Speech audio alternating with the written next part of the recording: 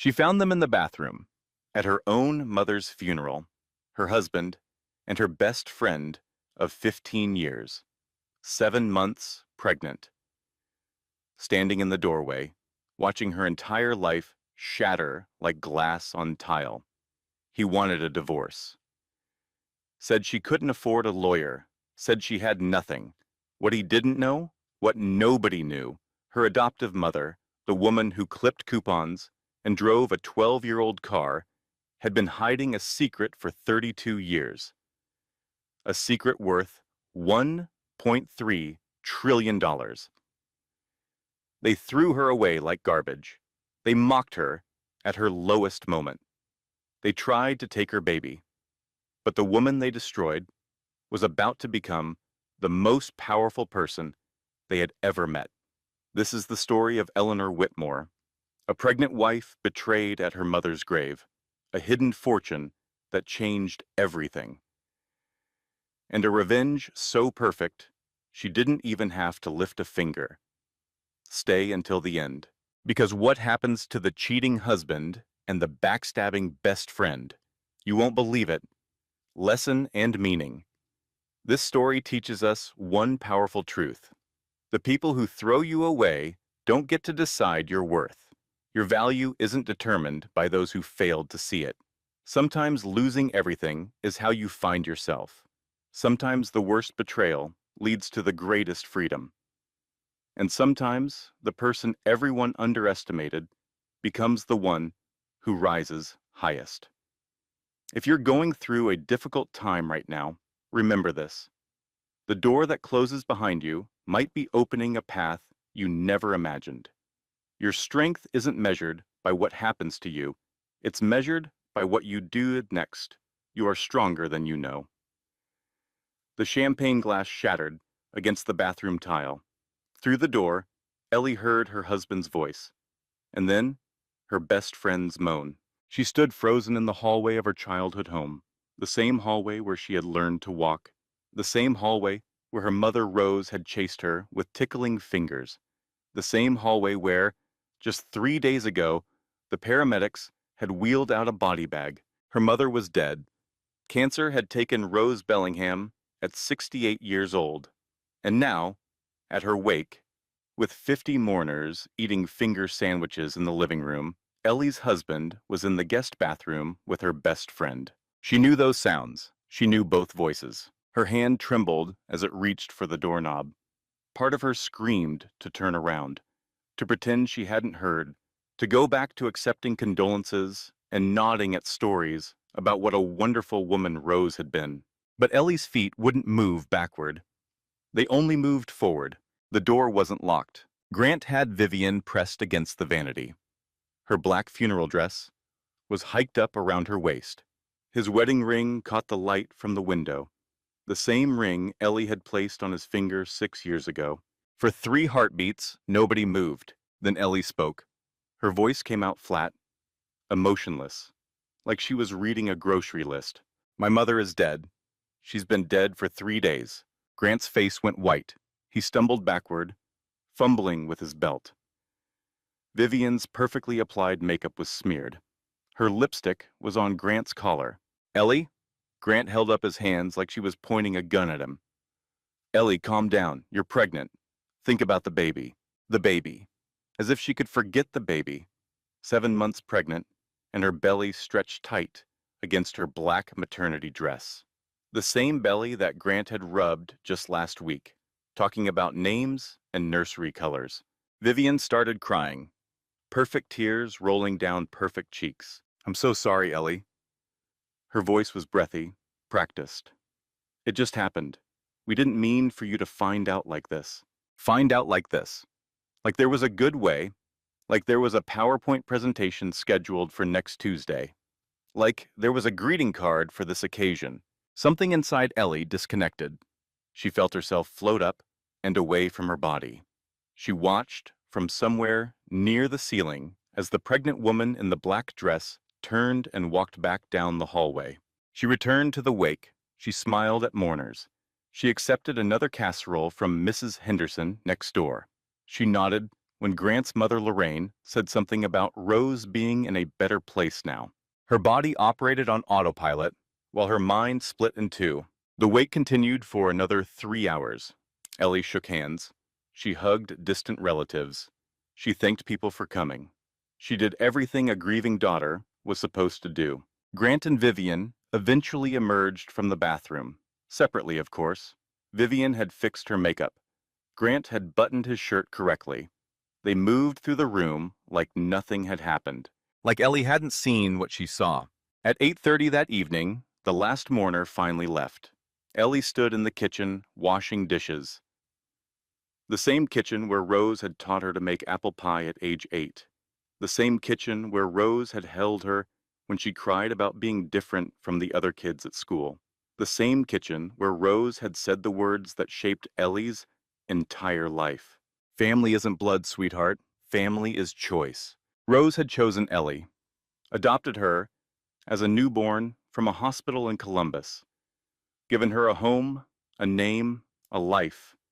And now Rose was gone. Ellie scrubbed a casserole dish until her knuckles were raw. She heard Grant's footsteps behind her. She knew his walk. The confident stride of a man who believed the world owed him something. Ellie, his voice was gentle now, rehearsed. We need to talk about us. She kept scrubbing. The casserole dish was already clean, but she kept scrubbing anyway. I've been thinking about this for months, Grant continued. Vivian and I. It's not just physical. She understands me in ways you never could. The dish slipped from Ellie's hands. It clattered into the sink, but didn't break. The pregnancy was a mistake, Grant said. We both know it. We were trying to fix something that couldn't be fixed. Ellie finally turned around. She looked at her husband of 6 years, the man she had met at a charity fundraiser, the man who had swept her off her feet with flowers and promises, the man who had cried at their wedding and sworn to love her until death. I want a divorce, Grant said. I'll be fair about custody. We can work something out. Ellie's voice came from somewhere deep inside her, somewhere cold. Get out of my mother's house. Grant blinked. Ellie, be reasonable. Get out. Now this is a community property state. We need to discuss. Get out of my mother's house. Now. Something in her tone made him step back. Maybe he saw it in her eyes. The same emptiness she felt in her chest. The void where her heart used to be. Grant grabbed his jacket from the coat rack. He paused at the door. I'll send someone for my things tomorrow. Don't make this difficult. Then he was gone. Ellie stood alone in her mother's kitchen. The clock on the wall ticked. The refrigerator hummed. Somewhere outside, a dog barked. She picked up her phone and dialed Vivian's number. It rang 3 times before her best friend answered. Ellie. Vivian's voice was cautious, guilty. I was going to call you. I wanted to explain. How long? A pause. What? How long have you been sleeping with my husband? How long have you been lying to my face? Vivian let out a shaky breath. Ellie, it's complicated. How long? Another pause, longer this time. 14 months. The number hit Ellie like a physical blow. 14 months, more than a year. Since your birthday party, actually, Vivian continued. The one I planned for you. Grant and I were setting up the decorations, and things just happened. The birthday party. The surprise party where Ellie had felt so loved, so celebrated, so grateful for her amazing husband and her wonderful best friend. Ellie did the math in her head. She had announced her pregnancy at Thanksgiving. Grant had seemed so happy. He had picked her up and spun her around. He had called his mother with the news before Ellie could even catch her breath. But by Thanksgiving, he had already been sleeping with Vivian for 5 months. Everything was a lie.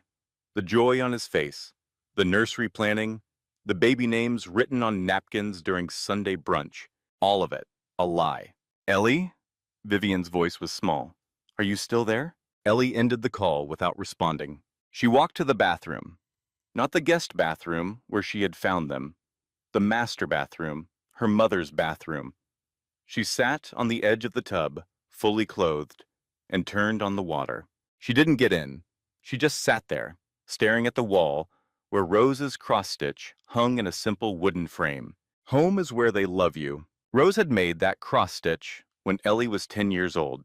She had hung it in every bathroom of every house they had ever lived in, even the cramped apartment during the lean years when Rose worked 2 jobs to keep food on the table. Home is where they love you. Ellie's phone buzzed. A text from Grant. I'll send someone for my things tomorrow. Don't make this difficult. Don't make this difficult. As if she had created this situation. As if she had asked for this betrayal. As if she were the unreasonable one. She sat on the edge of that tub until the water ran cold. Then she turned off the faucet and went to her childhood bedroom. She lay down on the bed where she had slept 1,000 nights. She stared at the ceiling where Rose had painted glow-in-the-dark stars when Ellie was afraid of the dark. She didn't cry. She was too empty to cry. I'm not crazy. This is happening. My husband and my best friend. At my mother's funeral. The stars glowed faintly green above her. Rose had painted them 25 years ago, but they still worked. They always worked. Somewhere in the house, a floorboard creaked. Just the old house settling. But for a moment, Ellie could pretend it was Rose's footsteps. Rose coming to check on her, like she had 1,000 times before. But Rose was never coming back, and neither was the life Ellie thought she had. She placed her hand on her belly. The baby kicked, strong and insistent, alive. At least there was that. At least there was still this one pure thing in a world that had suddenly turned rotten. Ellie closed her eyes. She didn't sleep, but she closed her eyes anyway. Tomorrow would come, whether she was ready or not. Morning light crept through the curtains like an unwelcome guest. Ellie had been awake for hours. She had watched the darkness fade to gray, then gray fade to gold. She had listened to the birds start their morning songs. She had felt the baby perform its usual sunrise gymnastics, but she hadn't moved from the bed. Moving meant facing the day. Moving meant dealing with reality. Moving meant accepting that everything she believed about her life was wrong. Her phone had 17 missed calls, 12 from Grant, 5 from Vivian. She didn't listen to the voicemails. She already knew what they would say. Excuses, justifications, attempts to rewrite history so they could sleep at night. At 9:15, she finally forced herself upright. Her pregnant body protested. Her back ached. Her feet were swollen. Her head pounded from dehydration and exhaustion. She shuffled to the kitchen and made coffee. Decaf, because of the baby. Rose's favorite mug was still in the dish drainer. A white ceramic mug with "World's Best Mom" printed in faded letters. Ellie had given it to her for Mother's Day when she was 7 years old. She poured the coffee into that mug. She sat at the kitchen table. She stared at nothing. The doorbell rang at 10 o'clock. Through the window, she could see a man in a moving company uniform. Ellie opened the door. "Mrs. Whitmore?" The man consulted his clipboard. "I'm here to pick up some items. Your husband arranged it." Of course he did. Grant was nothing if not efficient. "The garage," Ellie said. "His golf clubs are in the garage. That's all he's getting today." The man looked uncomfortable. "Ma'am, I have a list here. Several boxes of clothes, some electronics, a few pieces of furniture. Golf clubs, garage, that's all." Something in her voice made the man nod quickly. He retrieved the golf clubs and left within 10 minutes. Ellie watched his truck drive away. Then she went back to her cold coffee. The house phone rang, the landline that Rose had insisted on keeping, even though everyone used cell phones now. Ellie almost didn't answer it, but she saw the name on the caller ID. Theodore Ashford, Rose's attorney. "Mrs. Whitmore." Theodore's voice was formal but kind. "I hope I'm not calling too early." "It's fine. I wanted to express my condolences again. Your mother was a remarkable woman." "Thank you." A pause. Theodore cleared his throat. "Mrs. Whitmore, there are some matters we need to discuss. Regarding your mother's estate. Would you be able to come to my office this afternoon?" Her estate? Ellie frowned. Rose had lived simply. This modest house, her 12-year-old Honda, a small retirement account from her years as a receptionist at a medical clinic.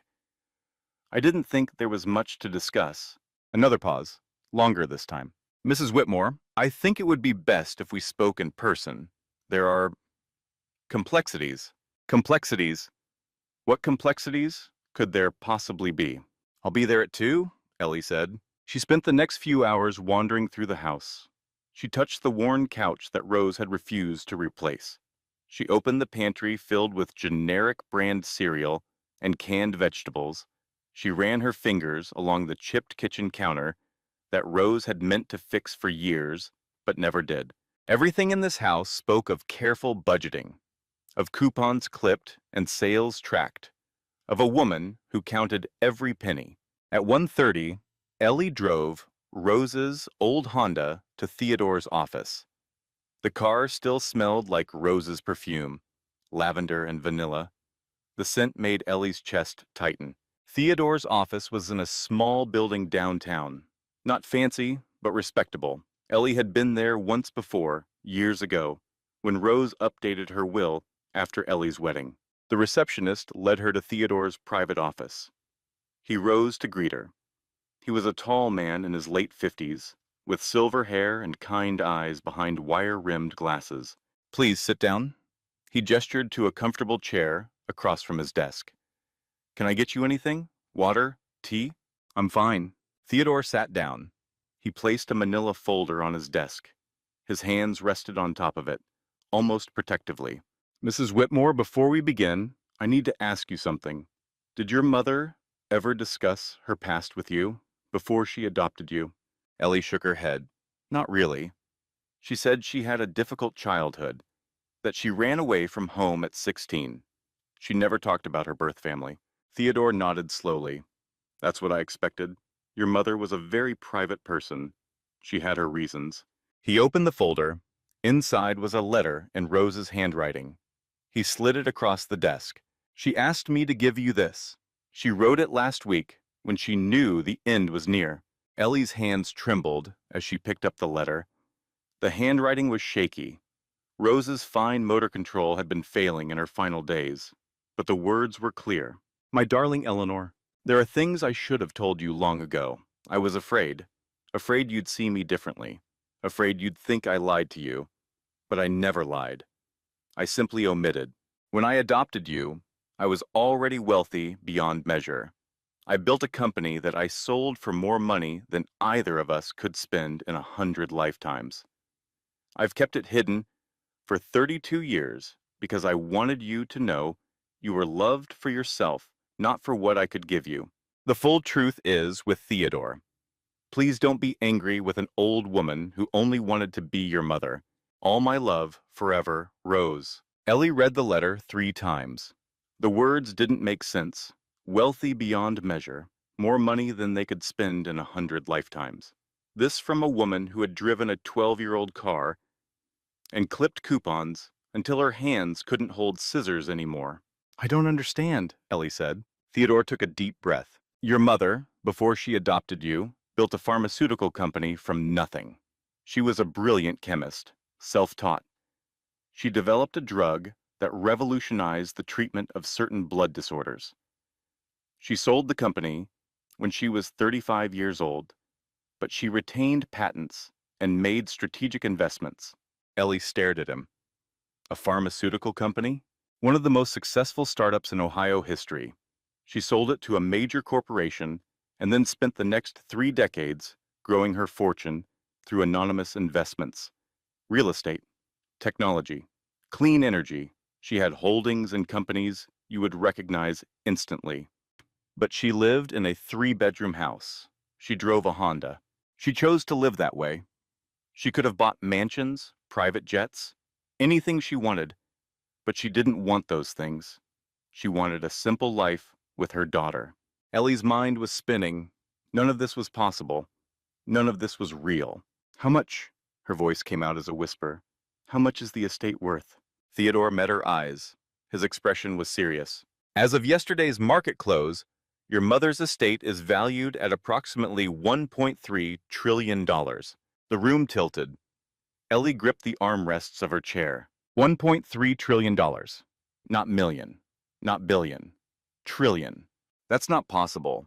I assure you, it's quite real. Your mother spent decades hiding her wealth. She created shell companies and blind trusts.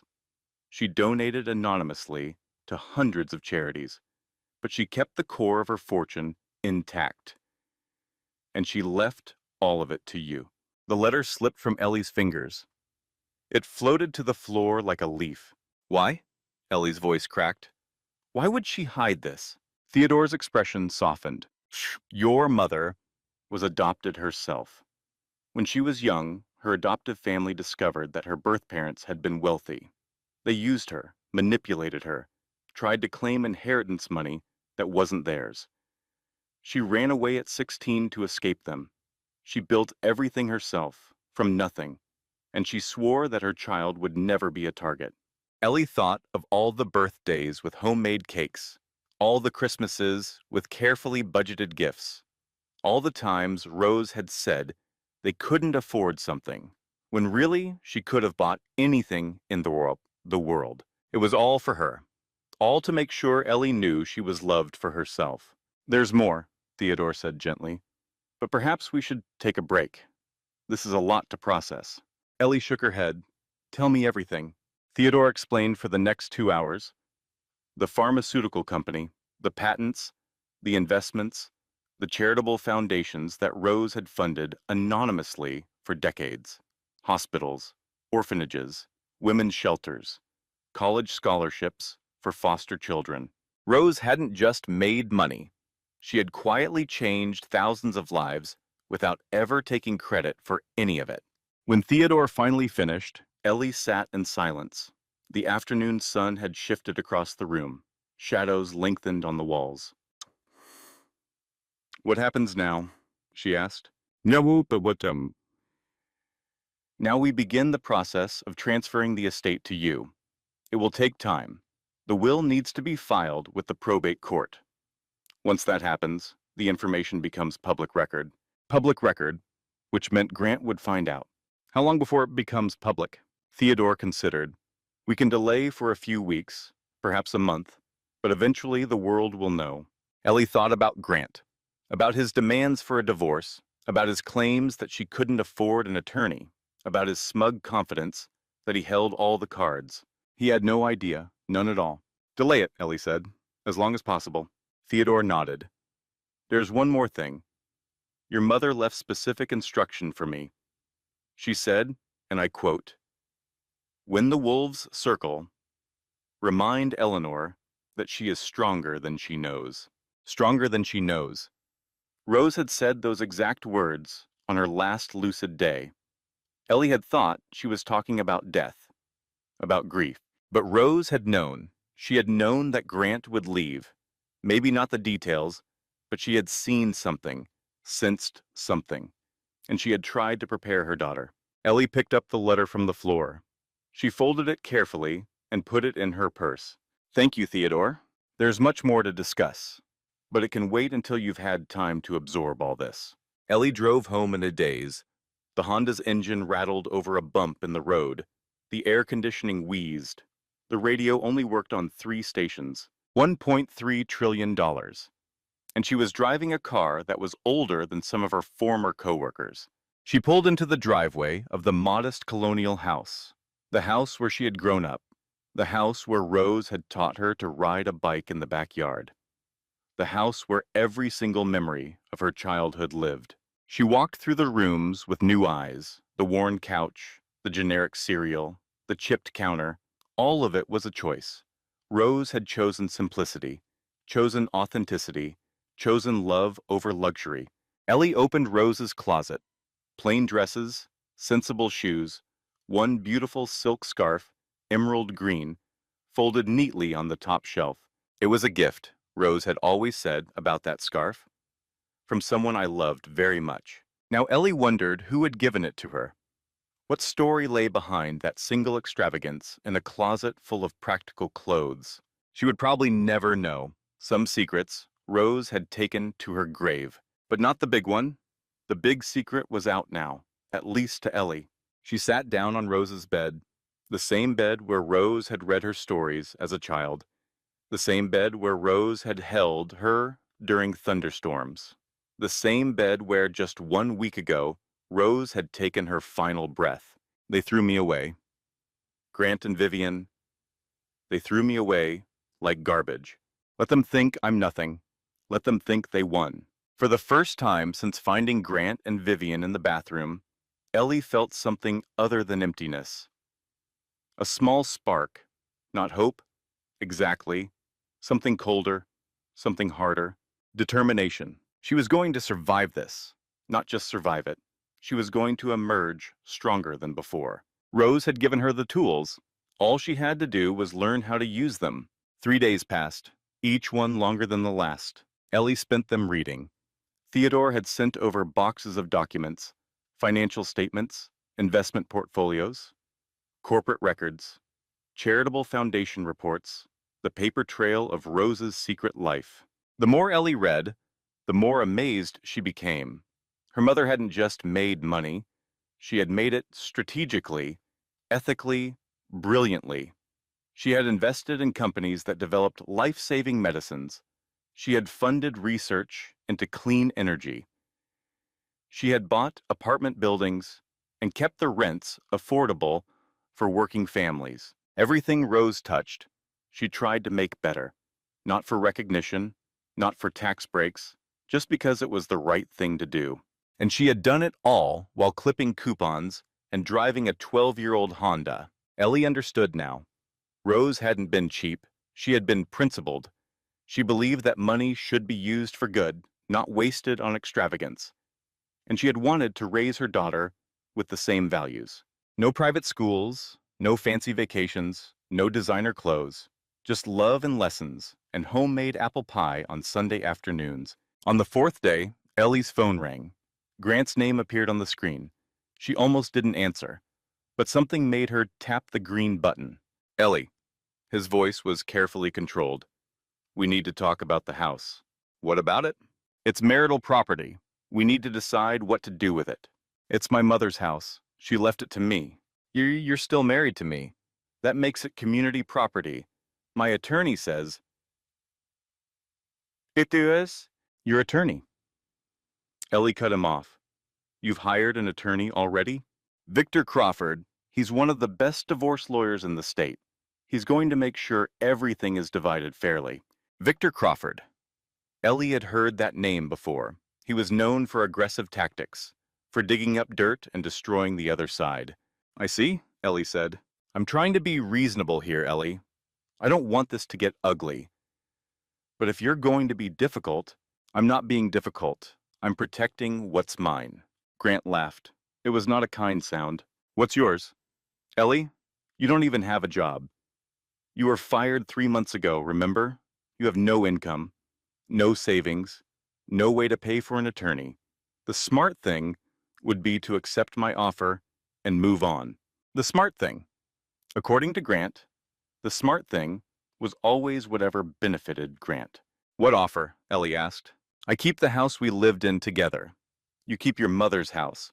We split custody 50-50.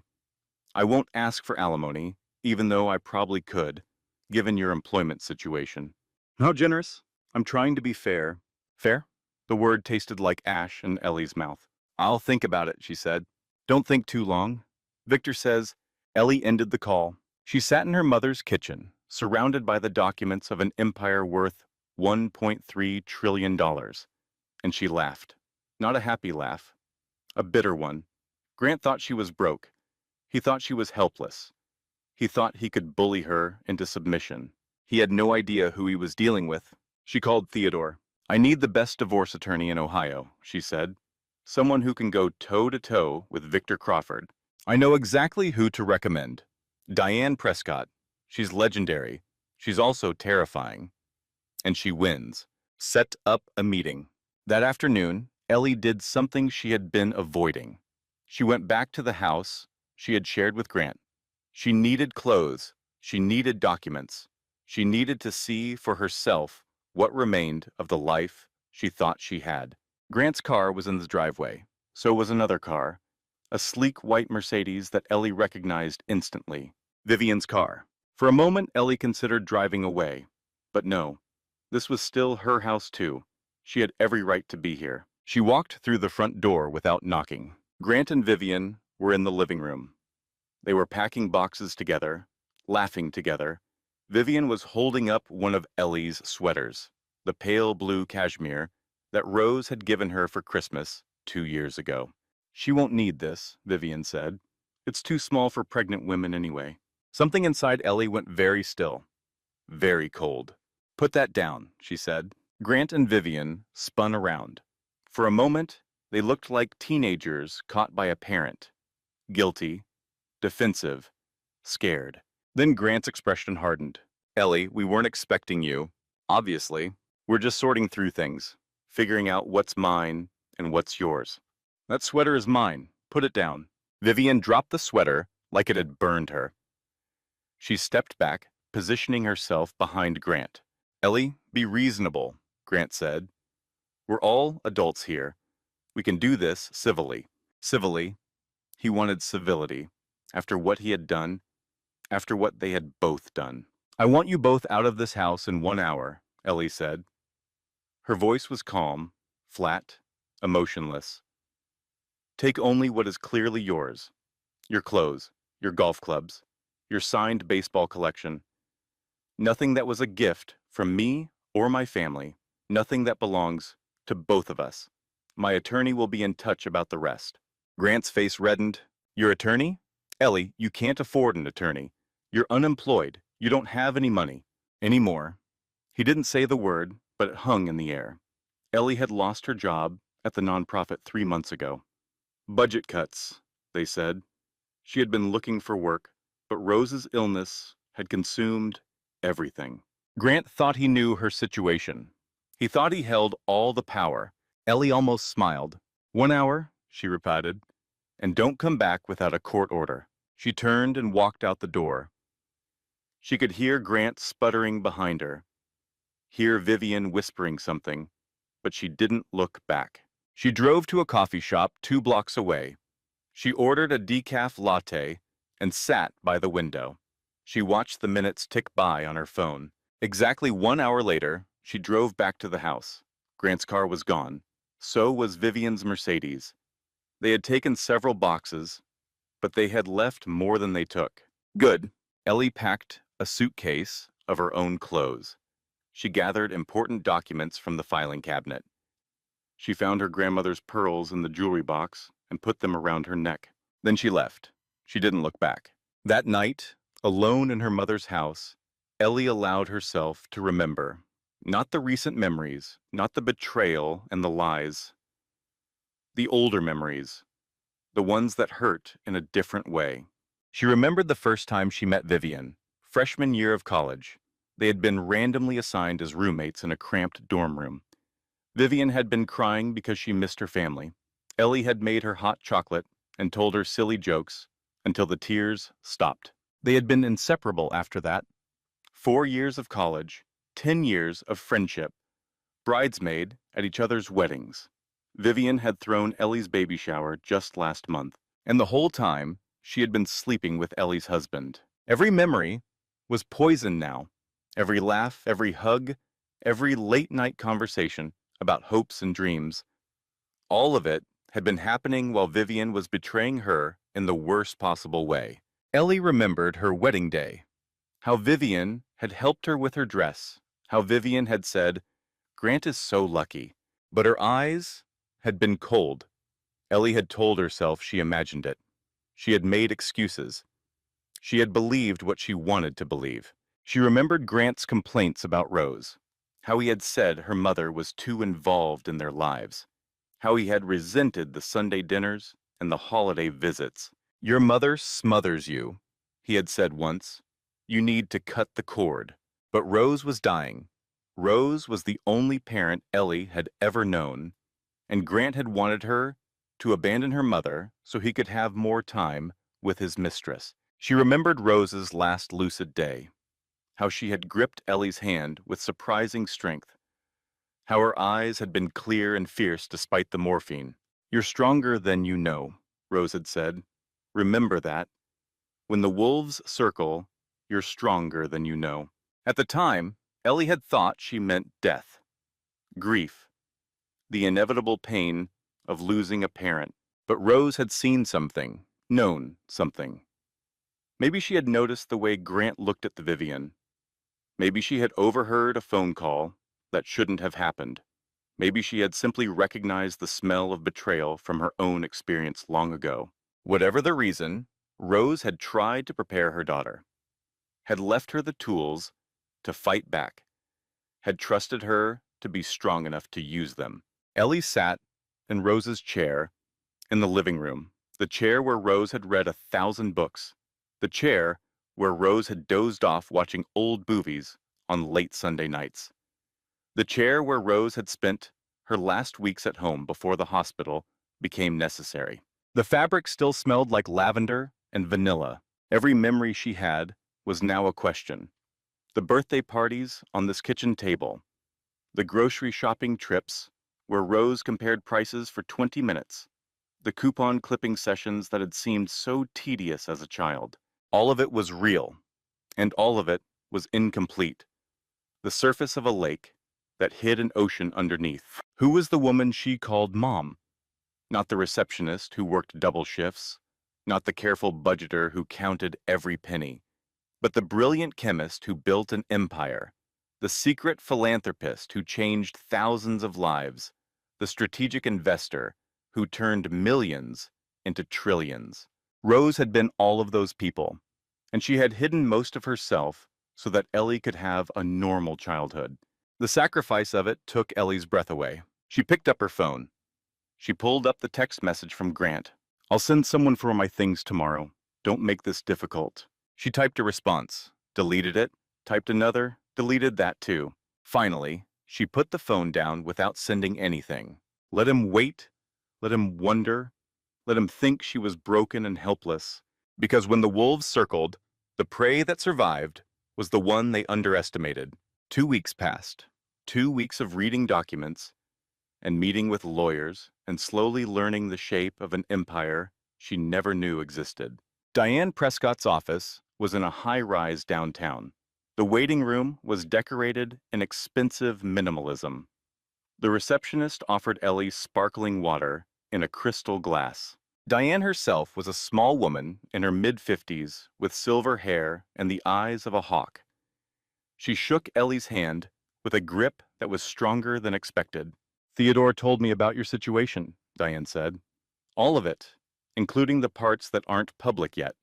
And I have to say, Mrs. Whitmore, this is going to be the most interesting divorce case I've handled in 30 years. They sat in Diane's corner office. The view showed the city skyline. The desk was neat as a surgical table. Tell me everything, Diane said. From the beginning, Ellie talked for 2 hours. About Grant, about Vivian, about the funeral and the bathroom and the devastating betrayal, about Rose's secret fortune and the letter that changed everything. Diane listened without interrupting. She took notes on a yellow legal pad. When Ellie finally finished, Diane set down her pen. Your husband has made several mistakes already, Diane said. He's hired Victor Crawford. Victor is aggressive, but he's sloppy. He wins through intimidation, not preparation. He assumes his opponents will fold. Grant said, Victor was one of the best in the state. Victor is one of the most expensive in the state. That's not the same thing. Diane's smile was thin. I've beaten him 4 times. He's beaten me once, and that once was because my client lied to me about hidden assets. I won't lie to you. I know you won't. Theodore made that clear. Diane leaned forward. Here's what's going to happen. Grant is going to assume you're broke and helpless. He's going to file aggressive motions designed to intimidate you into settling quickly. He's going to claim you were an inadequate wife, an inadequate partner, whatever narrative makes him look like the victim. That's absurd. Of course it is. But it's also predictable. And predictable opponents are easy to defeat.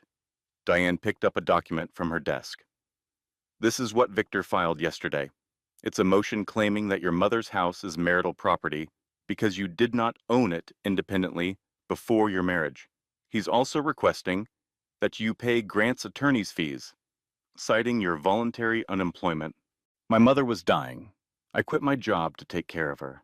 I know, and will present that evidence. But here's the interesting part. Diane slid another document across the desk. This is a declaration from Vivian Caldwell supporting Grant's motion. Ellie felt her stomach drop. What does it say? Vivian claims that you were emotionally unstable throughout your marriage, that you accused Grant of affairs multiple times without cause, that you were paranoid and controlling, that you neglected your husband to focus on your mother's approval. None of that is true. I know, but Vivian has known you for 15 years. She knows your insecurities, she knows your fears, and she's using them against you. Ellie read Vivian's declaration. It was 12 pages long. 12 pages of lies and half-truths and carefully twisted memories. Vivian had weaponized their friendship. Every vulnerable moment Ellie had shared was now evidence of instability. This is character assassination, Ellie said. Yes, it's also discoverable. Diane's hawk eyes gleamed.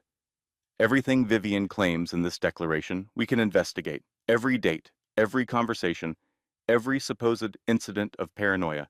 And when we prove she's lying under oath, she'll face consequences. Significant consequences. Perjury is a serious matter. Diane leaned back. Here's my strategy. We let Grant and Victor think they're winning.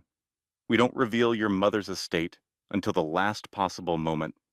We document every lie, every exaggeration, every piece of manipulation. Then we present it all at once. A trap, an avalanche. They won't see it coming. Diane stood. In the meantime, I need you to continue living as if nothing has changed. Stay in your mother's house. Don't make any large purchases. Don't contact Grant or Vivian directly. Everything goes through me. Ellie nodded. She understood.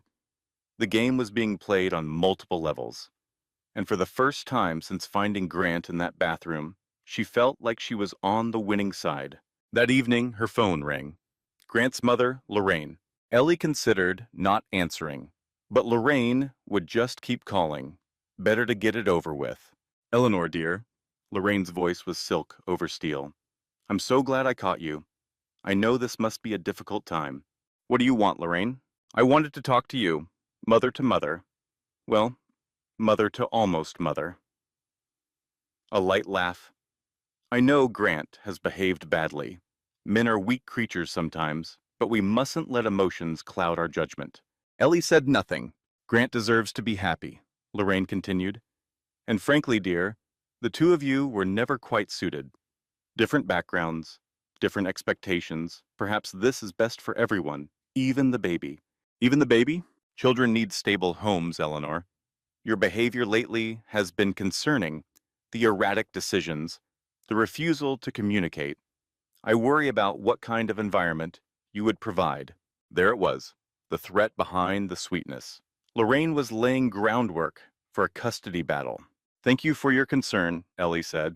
I'll keep it in mind. I hope you will, dear. I really do. Grant is willing to be generous, but if you force this into court, well, a sigh. Courts can be so unpredictable, and lawyers do love to dig up dirt. Ellie ended the call without responding. She sat in the gathering darkness of her mother's living room. The threats were piling up. Grant, Victor, Vivian, Lorraine, all of them circling, all of them assuming she was weak. They had no idea what was coming. The next morning, Ellie received a call from Theodore. There's something you should know, he said, about Grant's law firm. What about it? They've been trying to trace your mother's assets for years. They represent clients who lost patent disputes against Rose's old pharmaceutical company. They've always suspected the Bellingham estate was larger than it appeared. Ellie felt cold. Are you saying Grant's firm has been investigating my mother? And not Grant personally, but the firm, yes. When the will is filed publicly, they'll know everything. And they'll realize that their employee married the heir to an estate they've been hunting for a decade. That can't be a coincidence. No, Theodore agreed. It probably isn't. Ellie's mind raced. Had Grant known about Rose's money? Had he married Ellie, hoping to gain access to a hidden fortune? Was their entire relationship based on a suspicion that never panned out? I need to think, she said. Take your time. But remember, the will filing can only be delayed so long. We have perhaps 3 more weeks before it becomes public. 3 weeks. 3 weeks to prepare. 3 weeks to build her case. 3 weeks before the world learned who Rose Bellingham really was, and who her daughter was about to become. The days grew shorter. September faded into October. The leaves on the old maple tree in Rose's backyard turned gold and red, then drifted to the ground like paper memories. Ellie was 8 months pregnant now. The baby kicked constantly, strong and insistent, impatient to enter a world that had no idea she was coming. Theodore sent more documents, thousands of pages detailing Rose's business dealings, investment strategies, patent agreements, corporate structures so complex they gave Ellie headaches. But she read everything. Every word, every footnote, every appendix. If she was going to inherit an empire, she needed to understand how it worked. Diane called with updates. Grant's legal team had filed 3 more motions, each one more aggressive than the last. They wanted the house, they wanted the car, they wanted Ellie to undergo a psychological evaluation. They're trying to establish a pattern, Diane explained. If they can convince a judge that you're mentally unstable, they have grounds for full custody, based on Vivian's lies, based on what they claim is testimony from your closest friend. That's why we need witnesses who can counter her narrative. Most of my friends are Grant's friends too, or Vivian's. There must be someone, a coworker, a neighbor, anyone who can speak to your character. Ellie thought. Most of her relationships had been filtered through Grant or Vivian. The toxic friendship had been so consuming that she had neglected other connections. But there was one person, Charlotte Henderson. They had worked together at the nonprofit before Ellie was laid off. Charlie, as everyone called her, had always been honest, sometimes painfully so. I might know someone, Ellie said. She called Charlie that afternoon. Ellie Whitmore. Charlie's voice was warm, surprised. I've been meaning to reach out. I heard about your mom. I'm so sorry. Thank you. And I heard about Grant and Vivian. Charlie's tone hardened. That woman is a snake in Prada. Always has been. You never said anything. Would you have believed me? Ellie paused. No, probably not.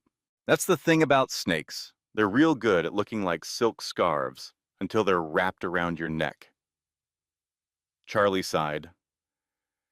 So what can I do for you? I'm guessing this isn't just a catch-up call. Ellie explained the situation. Not everything. Not the inheritance. But enough for Charlie to understand what was at stake. Let me get this straight, Charlie said. Grant cheated on you with your best friend at your mother's funeral while you were 7 months pregnant, and now he's trying to paint you as the crazy one. That's the summary. I will absolutely testify for you. I'll testify in court. I'll testify on television. I'll write it in the sky, if that helps. Charlie's voice was fierce.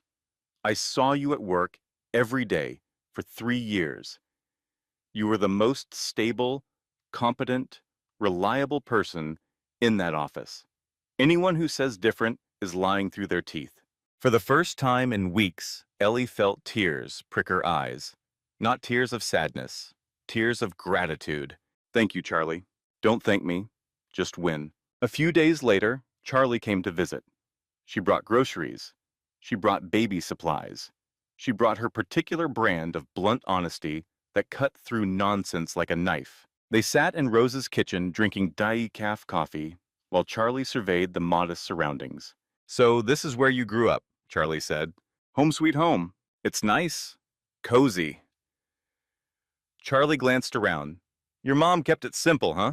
She believed in living within her means. Ellie almost laughed at the understatement. She was practical that way.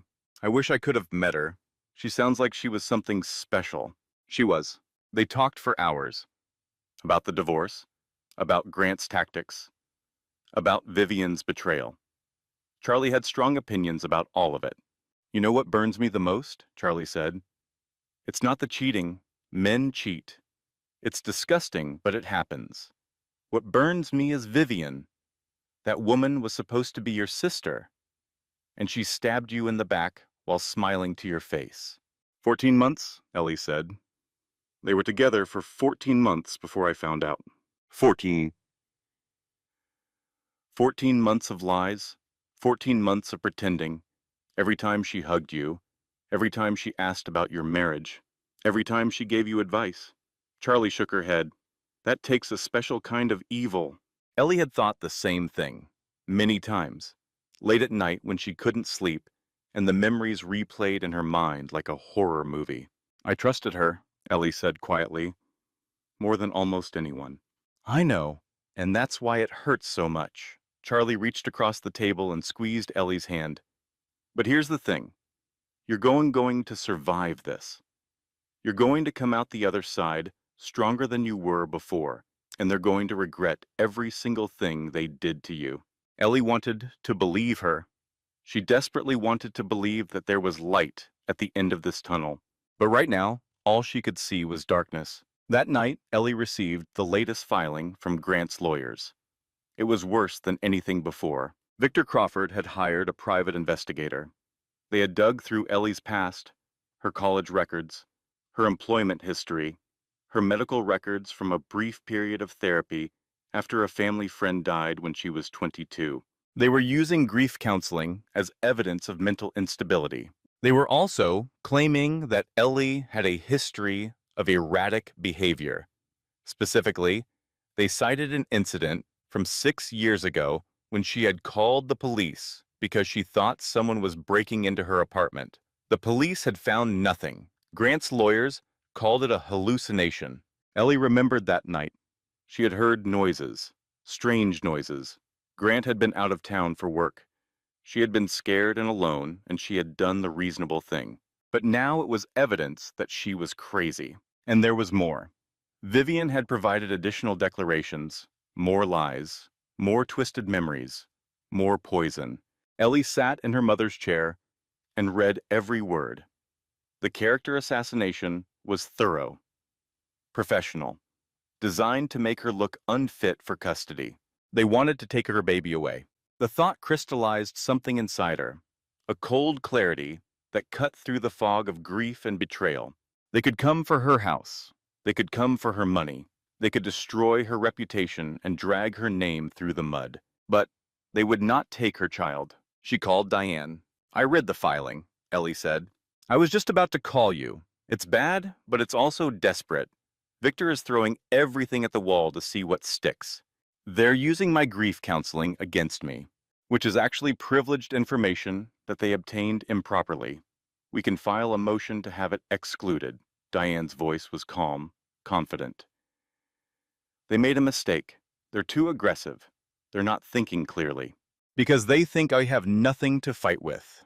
Exactly. And when we reveal what you actually have, their entire case falls apart. A pause. Ellie, I need to ask you something, and I need you to answer honestly. Go ahead. Is there anything in your past that could be used against you? Anything at all? Because if there is, I need to know now so we can prepare. Ellie thought, really thought, about every mistake she had ever made, every embarrassing moment, every secret she had kept. No, she said finally. I've lived a boring life, Diane. The most exciting thing I ever did was marry Grant, and we both know how that turned out. Diane laughed, a real laugh. The first Ellie had heard from her. Good. Then we proceed as planned. Let them build their case on lies and illegally obtained evidence. When the truth comes out, they won't know what hit them. After the call, Ellie sat alone in the darkening house, 8 months pregnant.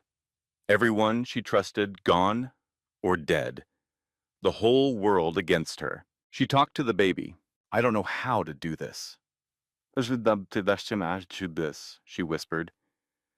I don't know how to fight them all. Your grandmother would know. She always knew what to do. The baby kicked, hard, as if in response. And then, despite everything, Ellie cried. Really cried. The kind of crying that comes from the deepest part of the soul. The kind that empties you out and leaves nothing behind.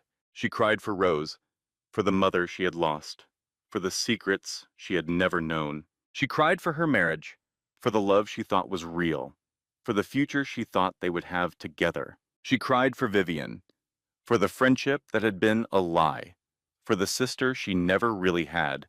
She cried for herself, for the woman she used to be, for the innocence she would never get back. And when the tears finally stopped, she was empty, hollow, a shell of a person sitting alone in a dark house. But shells could be filled with new things. Emptiness could become space for something stronger. 3 o'clock in the morning, the darkest hour of the night, Ellie went to the kitchen. She pulled out ingredients from memory: flour, sugar, butter, apples.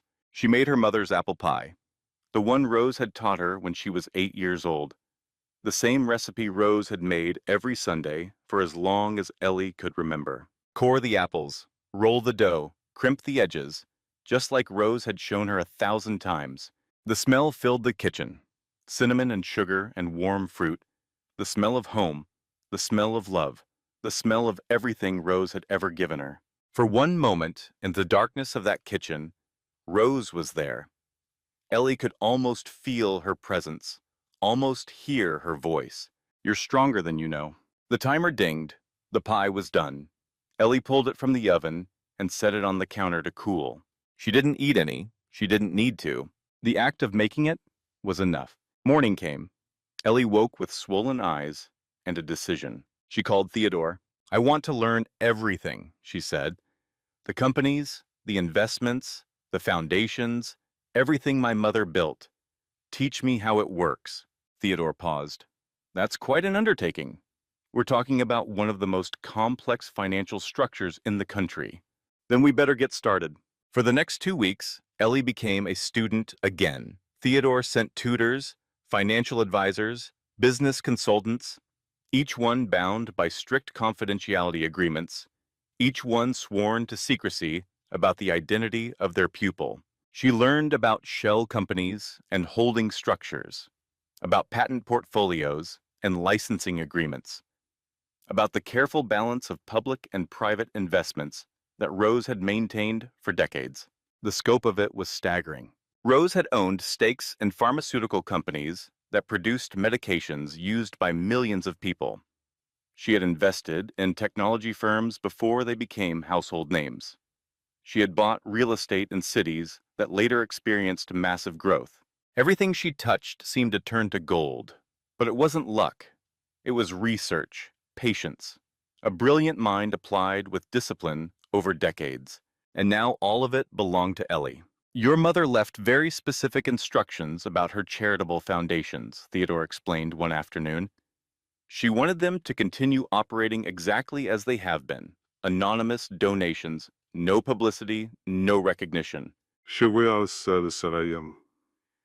really didn't want anyone to know. She believed that true generosity requires anonymity, that charity done for recognition isn't really charity at all. Theodore smiled. She was a remarkable woman. "I'm starting to understand just how remarkable." Among the documents was a handwritten note from Rose. It had been tucked into a folder about the largest charitable foundation, the one that funded scholarships for foster children. "I spent my life building this, but it was always for you, not to make you rich, to make you free. Free." That was what Rose had wanted for her, not wealth for its own sake, but the freedom that wealth could provide, the freedom to choose her own path, the freedom to walk away from anyone who mistreated her, the freedom to never be dependent on a man like Grant. Ellie read that note 100 times. Each time she understood it a little better. Charlie visited every few days. She had appointed herself Ellie's unofficial support system. "I saw Vivian's Instagram," Charlie reported one afternoon. She and Grant went to some fancy restaurant, posted pictures of themselves, looking all in love and happy. "I don't want to know." "You're right. You don't. I just wanted to tell you that the comments section is savage. People are not fooled by their little performance. People know, rumors spread. You know how social circles work. Half the city knows he cheated on his pregnant wife with her best friend at her mother's funeral. Charlie grinned. He's not winning the popularity contest. I'll tell you that. It was a small comfort, but Ellie would take any comfort she could get. How are you holding up? Charlie asked. And I mean really, not the answer you give everyone else. Ellie considered the question. I'm tired, she said finally. I'm scared, I'm angry, but I'm also determined. Does that make sense? It makes perfect sense. Charlie nodded. You're finding your spine? Some people never do. They just let life knock them down and stay down. But you're getting up. I don't have a choice. I have a baby to think about. You always have a choice. You could have crumbled. You could have accepted Grant's settlement and walked away. But you didn't. Charlie's eyes were serious. That's strength, Ellie. Real strength. The kind that comes from inside. Ellie touched her belly. The baby was active today, moving constantly. I'm naming her Rose, Ellie said. Charlie smiled. After your mom? She's the strongest person I ever knew. I want my daughter to carry some of that with her. Rose Whitmore. Charlie tested the name. I like it. It sounds like someone who doesn't take crap from anyone. That's exactly what I'm hoping for. 2 days later, something unexpected happened. Ellie received a letter. Not an email. A physical letter, handwritten on expensive stationery. The return address was a name she didn't recognize. Bennett Holloway. The letter was brief. Dear Mrs. Whitmore, you don't know me, but I knew your mother well. There are things you should know about her business interests. Things that may affect your current situation. I would like to meet with you, if you're willing. I believe I can help. Respectfully, Bennett Holloway. Ellie showed the letter to Theodore. Bennett Holloway, Theodore said slowly. I know that name. He was your mother's business partner in the early days. They parted ways about 20 years ago. Why did they part ways? Your mother never told me the details. She just said that Bennett had made a mistake and she couldn't continue working with him. Should I meet with him? Theodore considered. Your mother trusted him once, and if he knows something about her business that could help you, it might be worth hearing what he has to say. Ellie agreed. She sent a reply suggesting they meet at a coffee shop downtown. A public place. Neutral ground. Bennett Holloway turned out to be a man in his early 40s, with gray, streaked hair and tired eyes. He was well dressed, but not flashy. He ordered black coffee and waited for Ellie to sit down before speaking. Thank you for meeting me, he said. I wasn't sure you would. I'm curious about what you have to say. Bennett nodded. Fair enough. I'll be direct. He took a breath. Your mother saved my life, and then I betrayed her trust. Ellie said nothing. She waited. 20 years ago, I was an alcoholic, a gambler. I was about to lose everything. Your mother found out. Instead of cutting me loose, she paid my debts. She sent me to treatment. She gave me a second chance. That sounds like her. It was her. Exactly her. Bennett's eyes were wet. And how did I repay her? I almost sold information about her identity to a reporter for gambling debts that piled up again after I relapsed. She found out before it happened. She stopped it. What did she do? She paid the debts again. She made sure the reporter lost interest, and then she never spoke to me again. Bennett's voice cracked. I've spent the last 20 years trying to earn that second chance she gave me. I never got the opportunity to apologize. She died before I could tell her how sorry I was. Ellie absorbed this. It fit with what she knew of Rose, the quiet generosity, the willingness to help even those who had hurt her, the combination of strength and compassion that defined everything she did. Why are you telling me this now? Because I know things that could help you, things about your mother's business, things about the people who have been hunting her fortune for years. Ellie's attention sharpened. What people? Grant's law firm, Crawford and Associates. They've had investigators trying to trace your mother's assets for over a decade. They represent clients who lost patent disputes against your mother's old company. Theodore told me about that. Did Theodore tell you that Grant was assigned to the Bellingham case 3 years before you met him? The coffee shop suddenly felt very cold. No, Ellie said slowly. He didn't tell me that. Grant wasn't assigned to your mother's case specifically, but he worked on related matters. He knew there was a mystery fortune connected to the Bellingham name. Bennett leaned forward. I can't prove that he targeted you deliberately, but the timing is suspicious. Ellie's mind raced. She had met Grant at a charity fundraiser. He had approached her. He had been charming and attentive and had seemed so interested in everything about her, including her family, including her mother. Why are you helping me? Ellie asked. Because I owe your mother a debt I can never repay, and because helping you is the only way I can try. Bennett met her eyes. I have documentation, records, things your mother shared with me before I betrayed her. If you want them, they're yours. What kind of records? Evidence of how your mother's competitors tried to undermine her. Names, dates, connections. He paused, including connections to Crawford and Associates. Ellie understood. Bennett was offering her ammunition. Send everything to my attorney, she said, Diane Prescott. I know Diane. Your mother recommended her to me once, years ago. Bennett almost smiled. Rose always knew who the best people were. They parted ways at the coffee shop entrance. Bennett looked like he wanted to say something more, but in the end, he just nodded and walked away. Ellie stood on the sidewalk for a long moment. The autumn wind was cold. Leaves swirled around her feet. Rose had forgiven Bennett, even after his betrayal. She had given him a second chance, and she had never spoken to him again. Forgiving doesn't mean forgetting. Rose had known that. She had protected herself while still showing compassion. She had refused to let someone else's weakness define her response. It was a lesson Ellie needed to learn. She couldn't forgive Grant. Not yet. Maybe not ever. But she could refuse to let his betrayal define who she became. That was her choice. That was her power.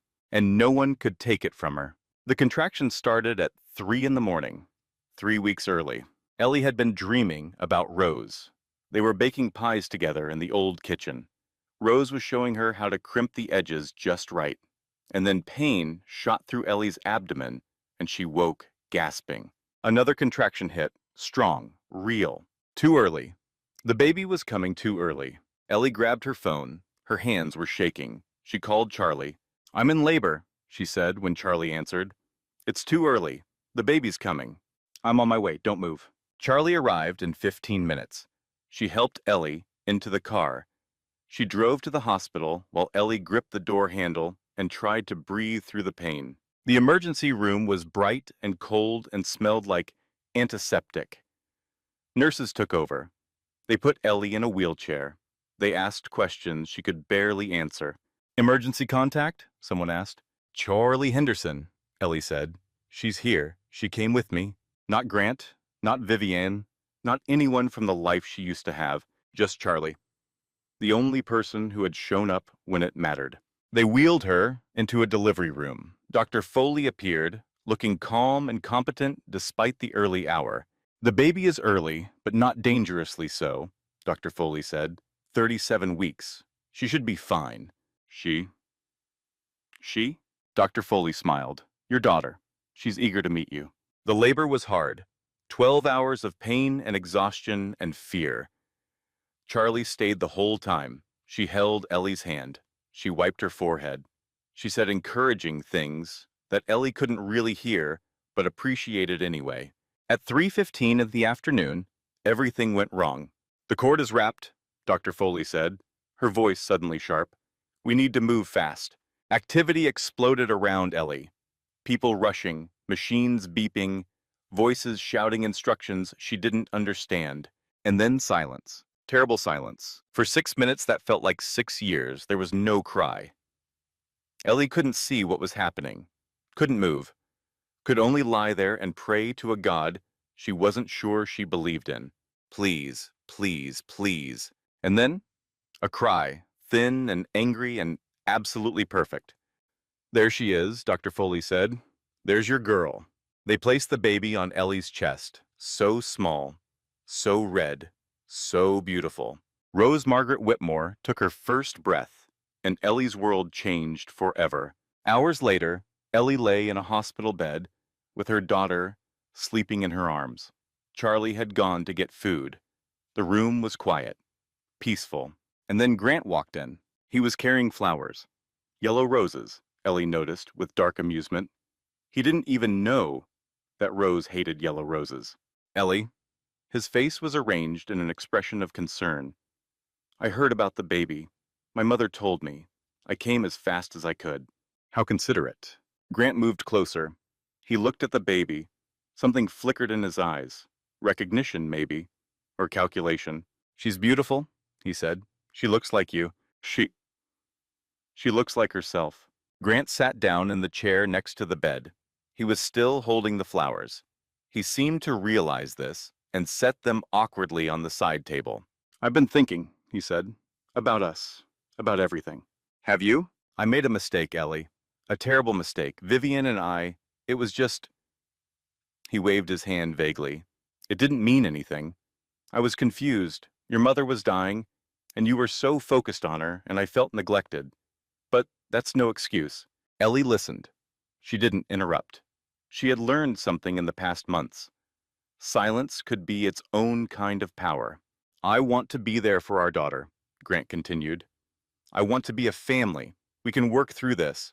Couples do it all the time. Infidelity doesn't have to be the end. The baby stirred in Ellie's arms. She adjusted her hold. Still, she said nothing. Grant's mask slipped slightly, a flash of frustration in his eyes. I'm trying to make things right here, Ellie. The least you could do is respond. Now Ellie spoke. Her voice was quiet, calm. You want to make things right. Yes. You want to be a family. Yes. You left me pregnant at my mother's funeral. You let your mistress mock my body in my own home. You hired a lawyer to paint me as mentally unstable. You're trying to take my house, my car, and custody of my child. Grant's face hardened. Those are legal matters, separate from our personal relationship. There is no relationship, Grant. There hasn't been for a long time. Maybe there never was. You don't mean that. I do. Ellie met his eyes. You can have supervised visitation. My attorney will send the paperwork. Ellie, please. Her name is Rose, and you should go. Grant stared at her. For a moment, Ellie thought he might argue, might yell, might do something dramatic that would require security to remove him. But Grant was nothing if not calculating. He knew, when he was losing, he had come hoping to manipulate a vulnerable new mother, and instead, he had found someone he didn't recognize. Good. He left without another word. The yellow roses remained on the side table. Ellie asked a nurse to throw them away. Charlie returned with sandwiches and a knowing look. Was that Grant I saw in the hallway? It was. What did he want? To play happy family. Ellie looked down at her sleeping daughter. I said no. Charlie sat down. She handed Ellie a sandwich. Good for you. They ate in comfortable silence. The baby slept. The monitors beeped softly. Outside the window, the sun was setting. Orange and pink and gold. Ellie spoke quietly, more to herself than to Charlie. I don't need him. I never needed him. I just thought I did. Charlie nodded, but didn't respond. Some truths were too important to interrupt. That night, alone with her daughter, Ellie whispered promises. Your grandmother would have loved you. She would have spoiled you completely. She would have taught you to bake and told you that family is a choice. The baby's hand curled around Ellie's finger. So small, so perfect. I choose you, Ellie said. Every single day. For the rest of my life, I choose you. 6 weeks postpartum. The will was ready to be filed. Ellie sat in Theodore's office, with baby Rose sleeping in a carrier beside her. The documents were spread across his desk. The moment of truth had arrived. Once this becomes public record, everything changes, Theodore said. The media will find out. Grant will find out. The world will know who Rose Bellingham really was. I understand. Are you ready? Ellie thought about the past months. The betrayal. The grief. The fear. the slow transformation from helpless victim to something stronger. I'm ready. Theodore filed the will that afternoon. The news broke 2 days later. Slowly at first, a financial blogger noticed the filing, then a journalist at the local paper. Then someone at a national outlet picked it up. By the end of the week, Rose Bellingham was everywhere. Trillionaire. Philanthropist's secret life revealed. Mystery woman behind medical breakthroughs was simple Ohio grandmother. The most private fortune in America. How one woman hid $1 trillion. The stories focused on Rose, her brilliant mind, her anonymous generosity, her deliberate choice to live simply despite having more money than most countries. But they also mentioned Ellie, the daughter, the heir, the pregnant woman whose husband had left her for her best friend. That part of the story spread even faster. Cheating husband discovers wife he dumped is heir to $1 trillion fortune. Best friend betrayal backfires. The woman they threw away is now the richest person in Ohio. From funeral affair to fortune. The divorce that will cost him everything. Ellie's phone exploded. Journalists, talk shows, book agents, movie producers. Everyone wanted a piece of her story. She ignored them all. Grant called 17 times in one day. She didn't answer. Vivian called too. Once, she left a voicemail that Ellie deleted without listening to. Diane called with actual useful information. Victor Crawford has dropped Grant as a client, she said. Conflict of interest. His firm suddenly discovered their opposing counsel in multiple matters involving your mother's holding companies. The companies I now control. Exactly. Diane's voice held satisfaction. Grant is scrambling to find new representation. No one good wants to touch his case. The publicity is too toxic. What does that mean for the divorce? It means we have all the leverage. Grant's entire case was based on you being broke and helpless. Now the world knows you're neither. Ellie allowed herself a small smile. The first real smile in months. The evidence Bennett had provided was damning. Grant's firm had been investigating Rose for years. Grant himself had worked on related cases. The timeline suggested that their entire relationship might have been a hunting expedition. I can't prove he targeted me deliberately, Diane said, but I can prove his firm had financial interest in discovering your mother's assets. And I can prove he hid that conflict of interest throughout your marriage. Is that enough? Combined with everything else? Yes. Grant is facing potential disbarment for ethics violations. His divorce case is collapsing, and Vivian's declarations are being investigated for perjury. Ellie thought about Vivian, about the woman who had been her best friend, who had stood beside her at her wedding, who had betrayed her in the worst possible way. She felt nothing, no anger, no satisfaction, just emptiness where the friendship used to be. That was its own kind of healing. Over the next few weeks, things moved quickly. Grant's new attorney was competent but outmatched. The settlement negotiations were brief. Ellie got everything she wanted. Full custody of Rose. The house she had shared with Grant, which she immediately sold. No alimony in either direction. A complete and final separation from the man she had once thought she loved. Grant got his golf clubs and his baseball collection and a reputation that would follow him for the rest of his career. Vivian faced different consequences. The perjury investigation didn't result in charges, but her professional reputation was destroyed. Interior design clients don't want decorators known for lying under oath about their closest friends. The last Ellie heard, Vivian had left town, started over somewhere else with someone new. Grant wasn't invited. They had turned on each other. Of course they had. People who betray together eventually betray each other. Ellie read the news reports with detachment. These people had nearly destroyed her life. They had almost taken her child. They had made her question her own sanity. And now they were strangers. Distant figures in a story that no longer had anything to do with her. She finally understood something Rose had always said. The opposite of love isn't hate. It's indifference. When you truly heal, they become strangers. Grant and Vivian were strangers now. They couldn't hurt strangers. 1 year later, Ellie stood in front of a building that hadn't existed 12 months ago. 3 stories of glass and brick and purpose. A sign above the entrance read, "The Rosemary Bellingham Center for Women in Crisis." It was everything Ellie had dreamed of. A shelter for women escaping domestic violence, a job training facility to help them rebuild their lives, a legal aid clinic for those fighting custody battles and divorce proceedings, a child care center so mothers could work without worrying about their children. All free, all funded by the fortune Rose had spent a lifetime building. Today was the grand opening. Hundreds of people had gathered, journalists, politicians, community leaders, and in the front row, Charlie Henderson, holding 1-year-old Rose while Ellie prepared to speak. The microphone felt strange in her hand. A year ago, she could barely speak to anyone. Now she was about to address a crowd. "My mother was abandoned by the people who should have loved her," Ellie began.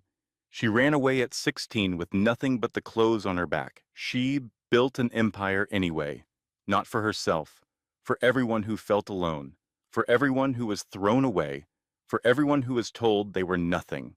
She paused. The crowd was silent, attentive. "She taught me that family is a choice, that strength is a choice, that getting up every single day and refusing to be defined by other people's cruelty is a choice too." Ellie looked at her daughter in Charlie's arms. Rose was reaching toward her mother, babbling happily. "The center exists because my mother believed that everyone deserves a second chance, a fresh start, a place to rebuild when everything falls apart." She thought of all the women who would walk through these doors, women like her mother had been, women like she herself had been, women who thought they had nothing left. If you're out there tonight and you're wondering if it gets better, I'm here to tell you, it does. Not easily, not quickly, but it does. You just have to keep going. One day at a time, one choice at a time, until you realize that the person who threw you away actually set you free. Applause erupted. Ellie smiled. Not the practiced smile she had worn at her mother's funeral. A real smile. The smile of someone who had walked through fire and emerged on the other side. After the ceremony, Ellie walked through the building with Rose in her arms. Charlie had gone to manage some last-minute details. The halls were quiet now, waiting for tomorrow, when the first clients would arrive. She stopped at the dedication plaque near the entrance, in loving memory of Rosemary Bellingham, who believed that true generosity requires anonymity, but whose daughter wanted the world to know her name. It felt right. Rose had hidden her whole life, but her legacy deserved to be celebrated. Charlie found her there. "Nice speech," Charlie said. It was terrifying. "You didn't look terrified. You looked like a woman who knows exactly who she is." Charlie smiled. Rose would be proud. "I hope so." They walked outside together. The autumn air was crisp. Leaves swirled in the parking lot. A year ago, Ellie had been standing at her mother's grave, pregnant and abandoned and terrified. Now she was someone else entirely. "Have you heard from Grant lately?" Charlie asked. "His bankruptcy was finalized last month. Couldn't happen to a nicer guy." Ellie almost laughed. "Vivian left him 6 months ago. Apparently she found someone richer." "Shocking." Charlie's voice dripped sarcasm. "Two terrible people who deserved each other turned out to be terrible to each other. Who could have predicted? I don't think about them much anymore." "Good. They don't deserve space in your head." It was true. For months, Ellie had been consumed by anger and hurt and thoughts of revenge. But somewhere along the way, those feelings had faded. Not forgiven, not forgotten, just released. The prison door had been unlocked all along. Grant and Vivian hadn't been keeping her trapped. Her own belief that she needed them was the real cage. The moment she stopped needing them, truly stopped, she was free. Night fell over the city. Ellie drove home through familiar streets, past the coffee shop where she had met Bennett, past Theodore's office, past the hospital where Rose had been born. Home was still her mother's house. She had renovated it extensively. New kitchen, new bathrooms, modern heating and cooling. But she had kept everything that mattered. The worn couch was gone, but Rose's favorite chair remained. The generic cereal was replaced with better brands, but the pantry was still organized the same way Rose had kept it. The emerald silk scarf hung in a shadow box in the hallway. The cross-stitch sampler hung in Baby Rose's nursery. The apple pie recipe was framed in the kitchen. Some things were worth preserving. Ellie carried her sleeping daughter inside. She changed her into pajamas and laid her in the crib. Rose stirred briefly, then settled into deeper sleep. Ellie watched her breathe. This miracle that had emerged from the worst period of her life. This perfect, beautiful child who would grow up knowing exactly who she was and where she came from. No secrets, no hidden fortunes, no mysteries about her mother's pet. Rose would know everything. The good and the bad, the triumph and the betrayal, the grandmother she was named for, and the father who didn't deserve her. She would make her own choices, her own mistakes, her own triumphs. That was what freedom really meant. Ellie went to the kitchen and started making tea. The kettle whistled. She poured hot water over chamomile and honey. The same combination Rose had made every night before bed. Some rituals were worth keeping. Charlie had asked earlier if she was seeing anyone, dating. Moving on romantically. Ellie had laughed. Maybe someday. Maybe there would be someone who earned her trust. Someone who saw her for who she really was, not for what she could provide. Someone who loved her daughter as much as she did. But not yet, not now. She was still learning who she was, still growing into the person she was becoming. There was no rush. She had time, she had money, she had freedom. For now, that was enough. The phone rang. Theodore's number. "Sorry to call so late," he said, "but I thought you would want to know. The charitable foundations your mother established have been fully transferred to your oversight. You're now responsible for over $2 billion in annual giving. $2 billion every year, going to hospitals and orphanages and scholarships and shelters." "What happens next?" Ellie asked. "Whatever you want. You can continue your mother's priorities. You can redirect funding to new causes. You can increase or decrease giving as you see fit. I want to continue what she started, but I want to add something new." "What did you have in mind?" Ellie looked at the framed apple pie recipe, the worn wooden frame Rose had used for decades. "Programs for adoptees, help with searching for birth families, support for those who don't find what they're looking for, mental health services for the unique challenges adopted children face." Theodore was silent for a moment. "Your mother would have loved that." "I know." After the call, Ellie sat in Rose's chair. The house was quiet. The tea was warm. The clock on the wall ticked softly. She thought about the past year, the funeral, the bathroom, the letter, the lawyer meetings, the labor, the revelation, the transformation. She thought about Grant, who had thrown her away and lost everything. Vivian, who had betrayed her and ended up alone. Lorraine, who had sided against her and now had limited contact with her only grandchild. She thought about Rose, the brilliant, secretive, generous woman who had hidden $1 trillion so her daughter could grow up loved for herself. She thought about baby Rose, sleeping peacefully in the nursery, the future stretching out ahead of her like an open road. She thought about herself, the person she had been, the person she had become. "I'm not starting over. I'm finally starting." That was the truth. Everything before had been prologue. The marriage, the friendship, the carefully constructed life that turned out to be built on lies. This was the real beginning. This was who she was meant to be. Not Grant's wife, not Vivian's friend, not even Rose's daughter, though that would always be part of her. Just Ellie, strong and scarred and free. She finished her tea.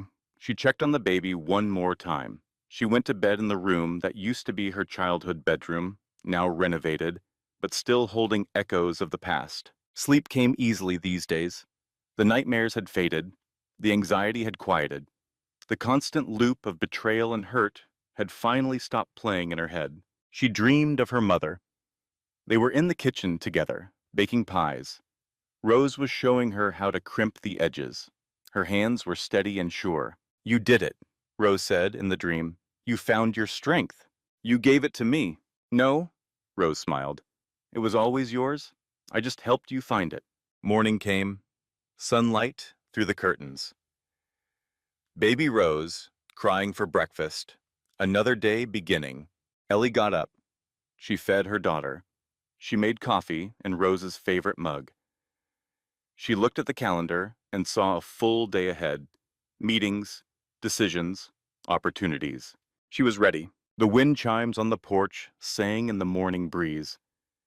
Rose had loved those wind chimes.